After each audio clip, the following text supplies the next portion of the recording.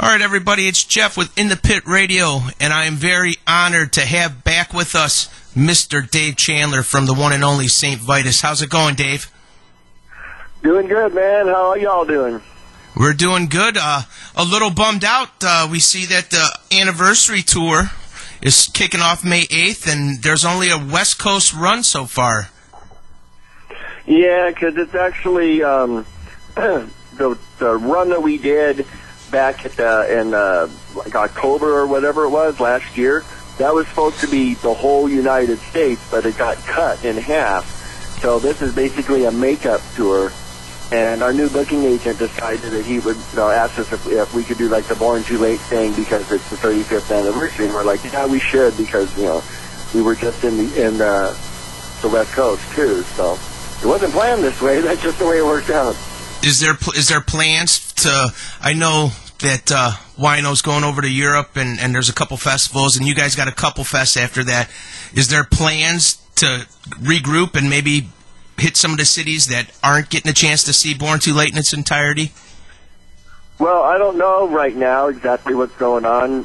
When we get back from the European thing, which is going to be really long, then we'll see what's going on with that. But they're also kind of like pushing us to put out a new record too. So hopefully I'm going to use the time in between this tour and when we go to Europe to like get some stuff like that done. So, hopefully when we get back from Europe, we can go in and record. And then we can see about, like, touring someplace else. But the first place would be the U.S. because we wouldn't go back to Europe, actually. Right. And the specialty, I don't even know if you guys were hip to it then or so much now, but Born Too Late, I mean, that's the first album with Wino, and it was right. It was groundbreaking. I mean, people know, and I know you're humble, we spoke before, but when you hear that guitar and that V kick in, man, they know it's Dave Chandler, man. You have a sound that's very unique, and I don't think that you get credit that you deserve for your sound because it is truly unique, and it's just badass is the best way to describe it. Thanks, man. That's, I'm glad to hear people say that. It does make me feel weird because to me it's not really unique. But, I'm glad to hear people say that because we got to have something that stands out, Right, exactly. And I haven't heard anybody else come close to you, Dave. Oh, cool. Thanks, man. But when you put Born Too Late out, I mean, that was a time there wasn't, and I don't know, was it really doom back then? I mean, there wasn't, it was metal. But the special thing about it was metal, but it had like that hardcore and post-punk attitude lyric-wise, and it was different at the time.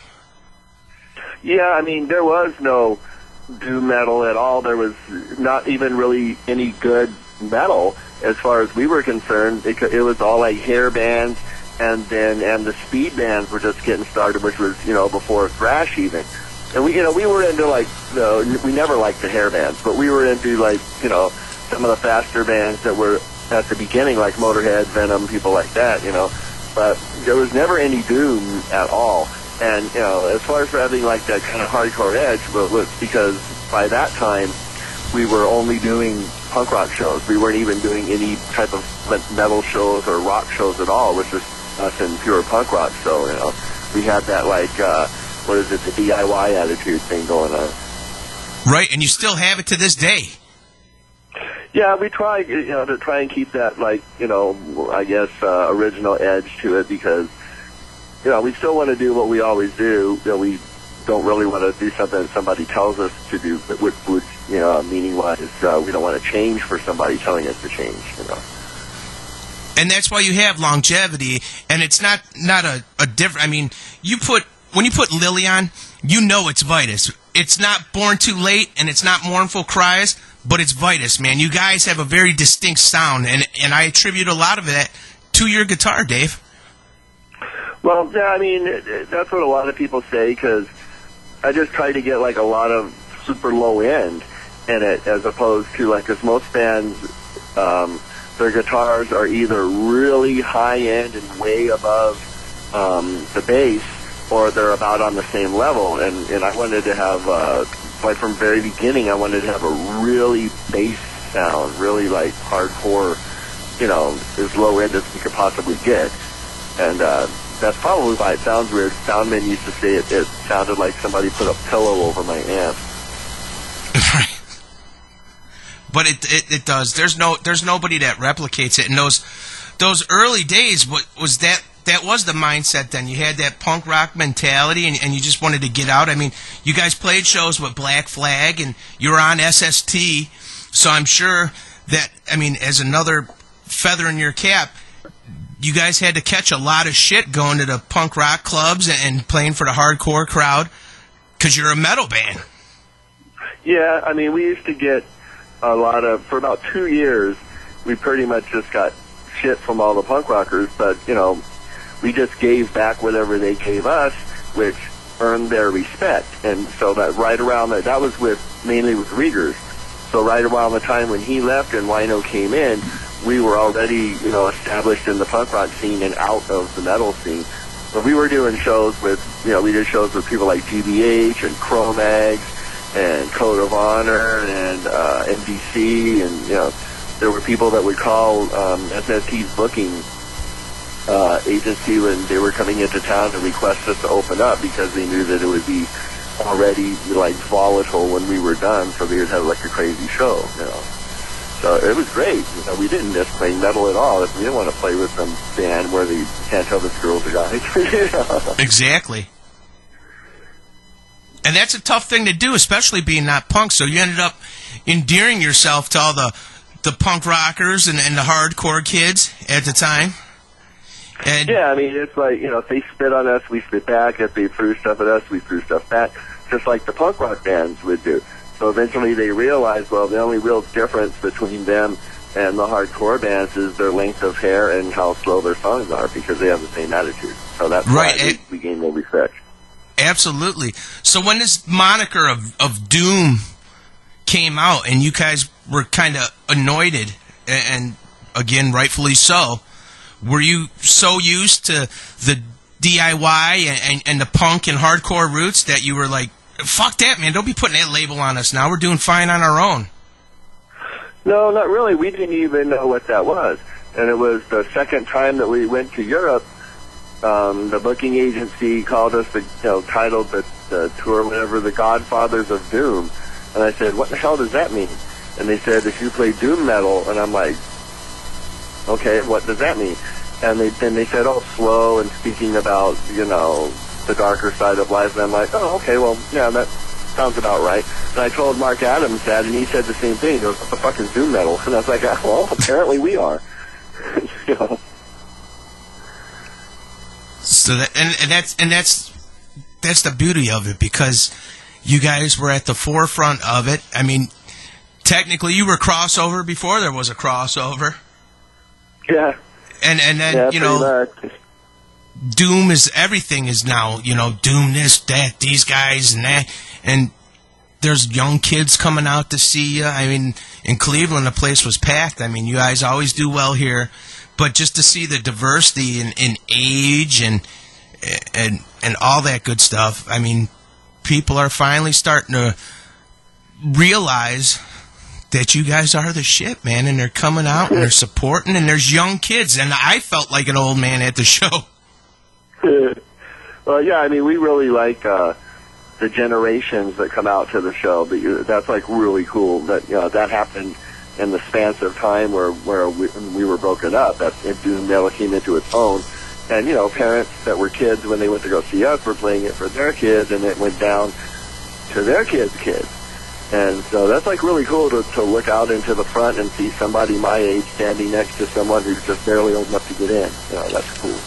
Right, and there was I don't know if you've seen it, if you're on Facebook or not, but Henry had a picture of you, and there was somebody next to you holding a little baby, and it just said, Children of Doom.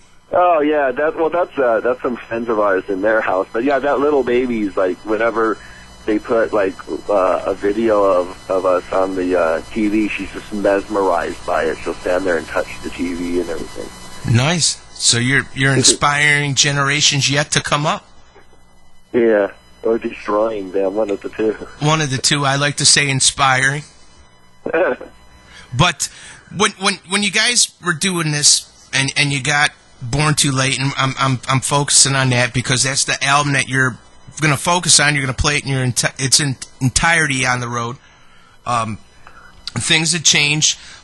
Scott had left the band, and Wino was coming in, and he was pretty well known, to people in the scene from the Obsessed at the time. So what changed from Scott leaving to Wino coming aboard? Did you guys approach things differently because you had Wino now? Well, I mean, most of the songs, like, I think all of them except for maybe one, Born Too Late, were already written and rehearsed. So as far as that goes, we didn't. The only thing that we changed, really, I mean, the attitude of the band changed because it's a completely different style singer. But, I mean, just like when you looked at the band, it was fronted to you different. But the main thing that we did was because he's got a lower voice, he asked us to tune down to E flat because that would make it easier for him to hit the higher notes. So we did that, and that's the only real change that we did because we were just playing in the albums with Riggers are just in basically E. So the only down tuning we ever did was just drop it a half a note for Wino to have an easier time. And half a note make it that much heavier. It just sounds like a half a note sounds like a bulldozer. It's a bulldozer's difference. Oh, good. That's cool. It's easier to play. Well, and it worked out, and it worked out well. But from every aspect, I mean, were things different on the road? Did you guys? Was it more relaxed? Was it more crazy? Because Wino's a lunatic too. Yeah, and I mean that it was, in the most sincere way because we love Wino too. Yeah. Well, like the first, we did some West Coast runs with him, but it was all the same thing. You didn't have any crew or anything like that. You just everybody in the van. You do everything yourself. And you play. You sell merch. You load everything in and out, and live the way you can. But like the first major tour that we did with him was supporting the Mentors in '87, which was basically that was the Born Too Thirsty tour because it was Born Too Late, Thirsty, and Miserable, and that was really grueling because it was like 62 shows in 65 days or something, and living in a van. So in the summertime, so that was kind of Wino's real initiation into like being out on the road and being harsh like that because he had never done anything that extensive before, and for us we hadn't done anything that extensive either, so that was pretty harsh. Right, and it paid out. Jesus, the Mentors. I wish I was old enough to get into that show. It was pretty wild. I bet. I can only imagine between you and Wino and Duce. Oh God, and Sicky, that maniac. Yeah, it was a trip. Now there's a little myth going around. It's been disputed, and some say yes, some say no. Did Wino ever play with the Mentors for any length of time? Yeah, Sicky pissed off the band at one point, and they just ditched him. So Ed Skanky Danky took over on guitar, and Wino played bass for like 2 shows or 3 shows. Yeah. Oh, so it's official then. There you hear it, people. Yeah, he did. Yeah. It was cool. Really fun. We were cracking up. He called himself Sir Lord Cunnilingus. You're like, God. Nice. And you never got the call for that? They picked him over you? Well, I wouldn't have done it. I put a hood on and sang backup. Right. He's at a lot of shows. But I would have loved just to seen that Flying V out there with that dirty-ass, heavy shit coming out and the look on El Duce's face. No, El Duce always looked the same. He'd bug his eyes out and laugh. Right? He was a great guy. Absolutely. We miss him. him. We talked to Sicky not too long ago, and it was one of the most hilarious interviews I ever did. He was driving around drinking in the parking lot at Walmart. No, God, yeah, he would be. Yeah, and we talked to him for about an hour and a half. So it was a continuous. He was making a big circle in the parking lot, drinking, and then parking and killing the lights because the cops were following him. That's funny. So now, with the history of Vitus, I mean, a lot of bands, and I'm not you can say you don't want to answer, and it's not like anything controversial or anything like that. But a lot of bands, you know, they'll have their singer now, and it's cool, and everybody digs it. But they'll be like, hey, you know, it'd be really cool if we got the old guy to come and sing with the newer guy and package it like that. Was there ever any talk of like saying, hey, you know, like the history of this band, maybe we could do something with Scott and Wino, or? Well, I mean, like a few years ago when we first, like in 2003, after we did the very first reunion thing when we had the DVD, we kind of threw it around a little bit, but it was dismissed right away just because it would be too much of a hassle. And also, I don't trust Riegers. He's got a horrible track record. He went home on 2 tours and just left us in the lurch. So, you know, screw that. Right. So then there's no like seeing him at the out and about at dinner and being like, hey, Scott, how's it going, buddy? Come on over, have a drink. Well, I mean, you know, we last time we saw him, he really caused a bad scene. So we haven't, like, you know, talked to him since. But we're going to be going out to California on this little tour, so I don't know if he's going to show up or not. But it was, you know, last time we saw him, it was pretty bad. Right. Now, that's another thing. You guys are spread all over the place. I mean, it's not like you guys are in L.A. and that anymore. No, Wino just packed up and moved back to Maryland, and, you know, everybody else is, like, Henry's in Texas and that. So does that make things harder, or does the, you know, sending MP3s and being able to email stuff, does that serve its purpose? Well, it makes it, like, a lot harder because, you know, most bands get together on a regular or semi-regular rehearsal basis, which we can't do, obviously. But, like, you know, when I write the songs, I don't even have the technology to even send stuff to those guys that way. The only way I can do it is to record it on a cassette tape and dub that onto a CD and send it to them. Right. So it's, like, really harsh for us to, like, you know, that's for writing new stuff. When we're doing rehearsing for a tour, you know, we just make up a set list and then everybody just rehearses against the record. And then we go in 2 or 3 days before the tour and just make sure that, you know, we all are doing the same thing, and then, you know, we just go. Because we've been playing a lot of the songs forever, so, you know. Right. So it's like second nature. You do it with your eyes closed, or yeah, you like just you like to do. Sure that you know, everyone is on the, you know, because maybe you remembered it wrong by a fret or something, so you got to make sure that's all right, and, you know, everybody's fingers are worked in, and, you know, all that kind of stuff. And that's really pretty much it. But like I said, writing new stuff and working for a new record, that's where it's really hard because we can't just get together to rehearse and jam. Right. So how long did Lily actually take to come together from start to finish? Well, probably like a year, because we already had Blessed Night down, and then once I started writing it, it wrote itself pretty fast. And then I sent the guys the stuff, and they learned it, and then we went into rehearsals for a while, just, you know, for a few days, and made sure everyone was on the right page. And then we went to the recording studio and rehearsed a couple more days, and just went and did it while we were still, like, fresh and everything. But, you know, because the writing process did take a little while because I hadn't done it in so long. So from when I started writing to when it was released was probably about a year. And do you have, I know you said that, you know, after this you get back from Europe and in between that you want to get going on a new record. Do you have a time frame in your mind? Like, I'd like it to be done in 2 years, next year?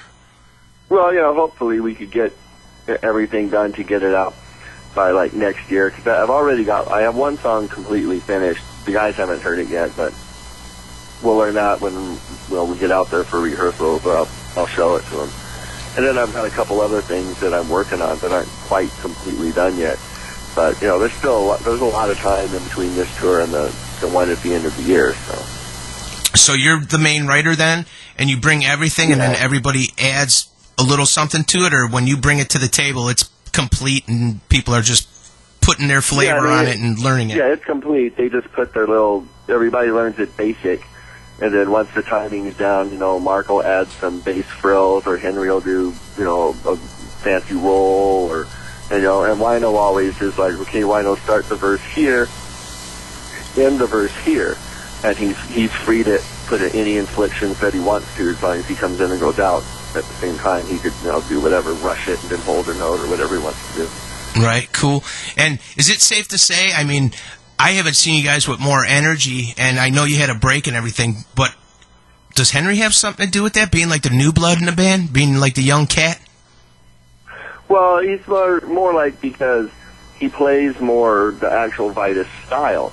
He plays like a 70s heavy metal drummer, really loud, and not necessarily basic, but he doesn't do all kinds of crazy stuff that you wonder why in the hell is the drummer doing that for a song like this.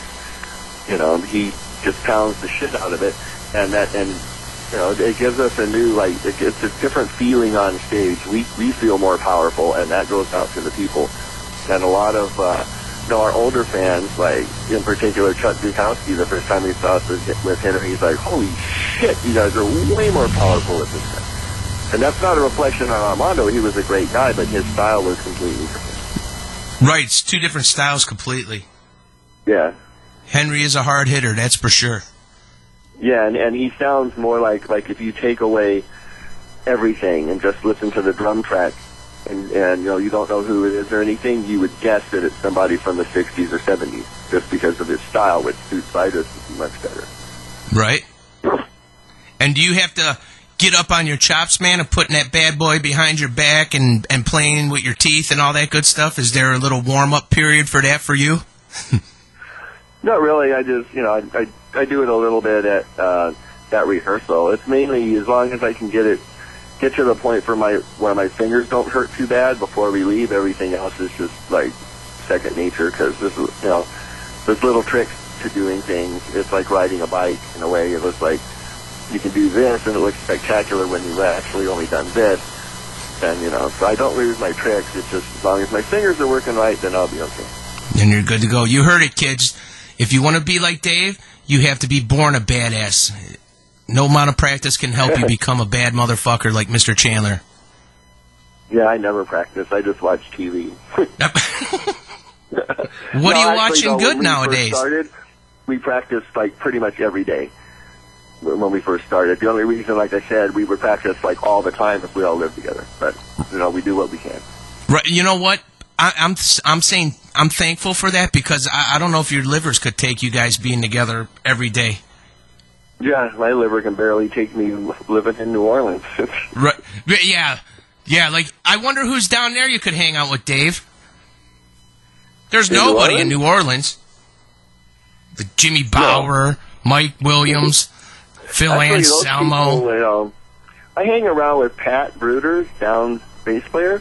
Right. We hang around quite a bit. But everybody else lives, like Phil and Mike live way out in Folsom, and you're talking a long-ass drive to, from there to New Orleans, and they stay out there all the time, so really don't see them. We see Jimmy when he's home because, we go over to their house. They're not too far away, and we, play with the baby and stuff like that. Tanya's been friends with my wife Tanya's been friends with his wife for, years and years. Even before I met my wife, they were friends. And, and Pat lives pretty close, so he comes over here, and we just get stoned and bitch about music we don't like, and, But actually, right, like everybody else does up here and all over the place. Yeah, because most people, when you really run into a group of people, it's like when a cool show comes to town and everybody goes out to it. That's when you'll see like 10 or 12 of your musician friends, because everybody's going out to it. It's like Annie Scene is going to play a little tiny club here, so I know that everyone's going to go going out to that. But of course, that's when I'm gone on tour. So right. Now, has there ever been any talk with you being down in New Orleans, down that area? I mean, Down's getting ready to go out. They're getting ready to drop an album. Crowbar's doing the same thing. I mean, have you ever said, like, what the fuck? Show your father some love, man. We actually, on the Metal Alliance tour, Crowbar was on that with us. We shared the bus with them. Right. And they're over in Europe right now. Right. But, we've tried to do some, negotiations with Down's management, because that's basically how it is. You have to deal with their management. And we did one show with them in New York a couple of years ago, which was really, really cool. But, there's been, negotiations, but they've fallen through for different various reasons, you know. But it's all like this management bullshit. Once managers get together, it's just sometimes it's just ridiculous, and us musicians have to go, what? Exactly. It's a bunch of lawyers fucking everything up. Yeah, pretty much. And people who really want their 10%, and well, fuck, man. You know. Exactly. But there is saving grace, because it just so happens that there's another cat that lives down around your area, and he's singing for some doom band in Chicago. I think their name's Trouble or something like that. And they're getting ready to go Kyle? on. Yeah.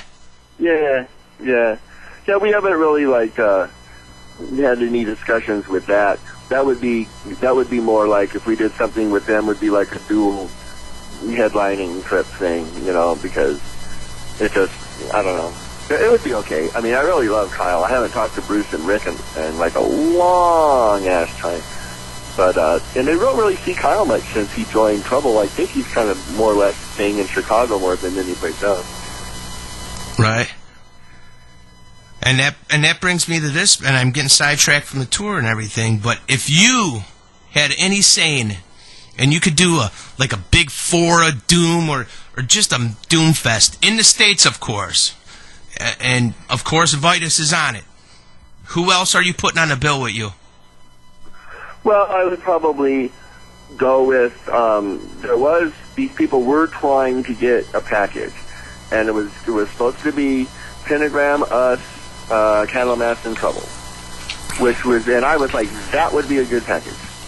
Where the Pentagram was supposed to be the headliner, and then probably Candlemass would probably support them, and then it would be, depending on where you would put Trouble and Vitus, we would probably open it.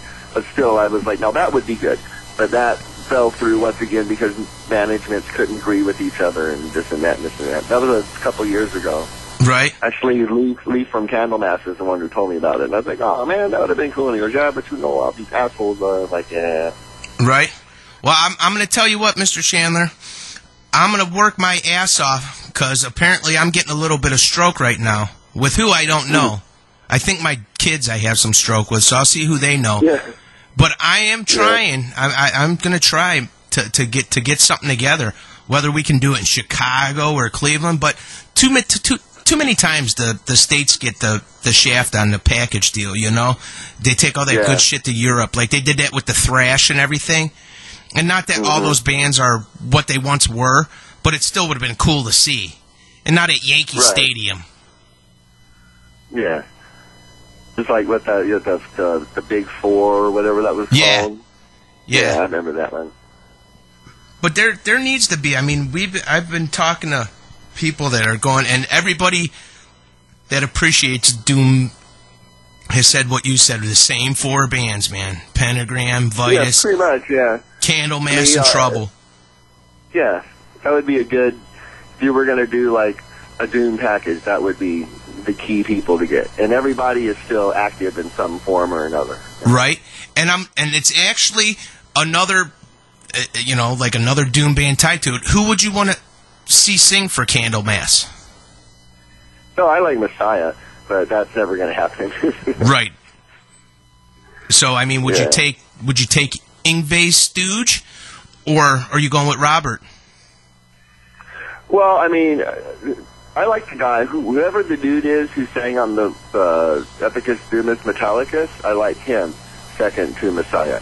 But when we just played with Candlemass, they had a guy I'd never seen before, who was supposedly their original singer, which I guess is the guy that they're playing with now. So I'm sure that would be, if that were to happen, that'd be the guy they would use. Right. Because that would be... I don't remember his name. That would work in your little Solitude Eternus thing there, because, I know you guys work with John Perez, who knows Robert. So that would be killer, too. I'd like to see them, like, maybe on, like, a second stage or something, you know what I mean? Yeah, that would be cool. I don't think that would have really happened either. No, I know. I don't know, yeah. I know, but I mean... But as a fan, it's cool to sit there and think about it, being a music nerd, going, oh, man, if you could get these four, and then those four are never enough, so you're like, fuck it, we're getting a second stage, and SA is going to be on that stage, and then you're like, well, who else? And you're like, oh, well, I got 14 other bands that I'm thinking of, so we're going to need 2 more stages, and a lot of weed. Yeah, especially that. Exactly. Exactly. So, what are you looking forward to most, Dave, to getting out and it being the 35th anniversary of Born Too Late, man? What are you looking forward to the most about getting out on the road? Well, just mainly we always like getting out on the road and hanging out with the fans. But there are a couple of cities, especially in California, that we haven't played. So it's always cool to play a place if you haven't, played or at least haven't played in a while. And other cities that we've been to, we're playing different clubs, so that's always cool. And then, I'm looking forward, obviously, to going to Denver so I can just take, advantage of their lovely laws. Have you ever thought about running for mayor of Denver? Or any city in Colorado? That would not happen. I would vote for you, though. And I would probably pack up shop and move there, too. But I wouldn't deal with the politics bullshit. I hear you. You could have a closed-door policy. Don't bother me, and I won't bother you. Yeah. Then you'd be the perfect politician. Yeah, but then I would only be in office for one term. But because people are fucking stupid. So if you get all the metalheads to move to Denver, you're golden. You got a job for life. Yeah. And legal pot. And legal pot. It doesn't get any better than that. You could go to the schools and tell the little kids about all the benefits of hemp and... Yeah. I think it's perfect. Yeah. Dude, I would have loved to have been like in third grade and have you come to my school. I'd be like, holy shit, you might as well kill me now because it ain't getting no better. That would be funny. It would be. Dave, where can everybody go to find out about all the tour dates, merchandise, and just the general happenings of Saint Vitus? Well, obviously, Saint Vitus Facebook page.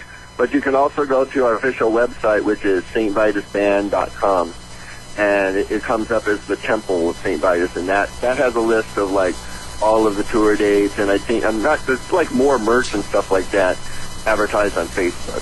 So right. Facebook is the one that has more stuff than anything. And is there going to be any special 35th anniversary merchandise available to the public, not just the cities on the tour?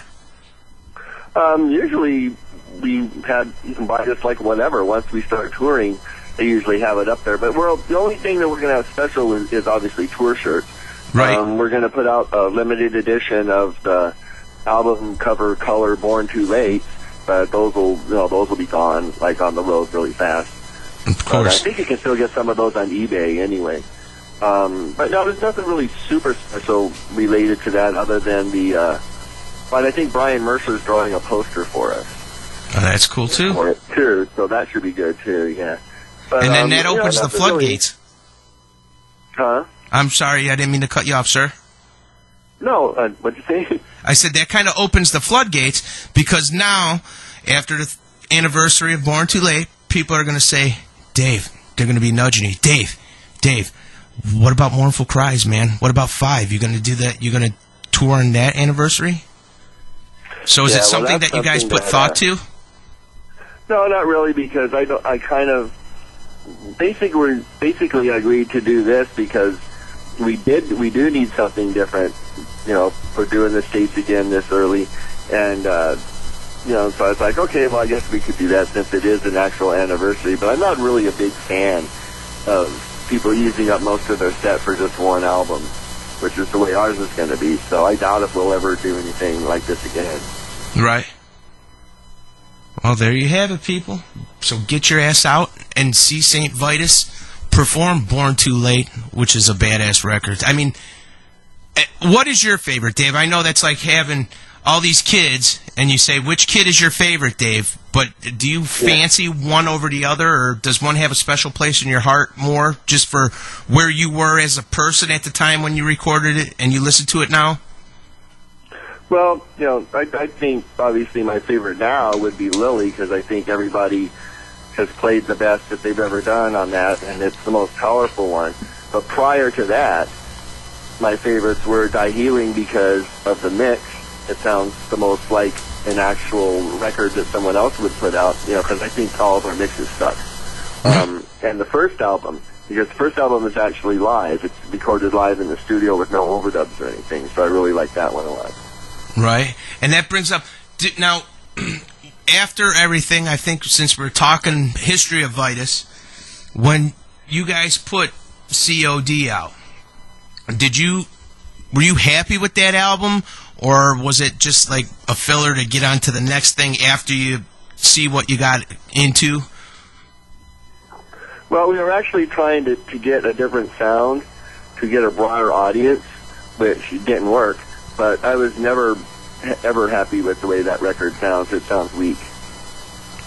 And there's some good stuff, like, dude, the riff in Children of Doom, it's like it's... Well, I mean, I like the songs.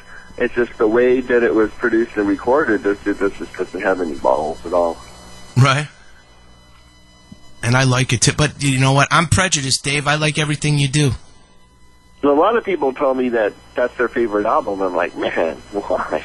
I wouldn't say that. I don't hate it, but it's not my favorite.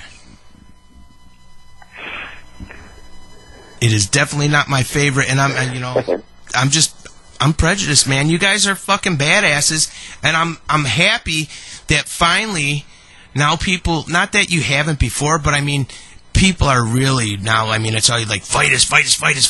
So people know, man, and give you the credit that you deserve. I'm just bummed out that you never got it at the beginning when you started all this, and you should be up there in great metal and rock guitarists, in my opinion, because like I said, when you put on a Pantera record, you're like, it's fucking Pantera, it's Dime, man.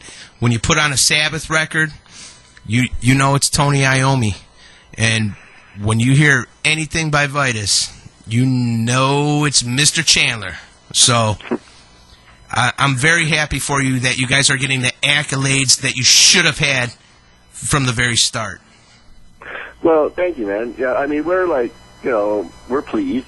But, it's kind of better that it worked out this way, because if all of a sudden there would have been a big boom at the beginning, it being as young as we were and as new we were to the scene, it could have just been a really bad news thing. So I like the fact that we had to struggle and pay our dues, and then, I didn't necessarily like the fact that we had to break up, but, it was necessary at the time. And right. It just worked out good, because I don't think we would be at the point we are now if that hadn't happened. But really, when you got back together, was it like you really missed the beat once everything started going? Well, the first song that we tried to do, I can't remember what it was, we completely fucked the first, 10 seconds of it up. And we all just started laughing, and then we was like, all right, let's start again. And then, everything, it was like I said earlier, it was like riding a bike. Right. It just flowed right in, yeah. Well, you guys are a machine, and I appreciate you taking time out of your Friday evening, Dave, to give us a call. No problem. And everybody out on the West Coast, be ready, because the mighty Saint Vitus is coming for you, and you're going to know they were there by the cloud of smoke from the tour van and the bleeding ears afterwards. Yeah.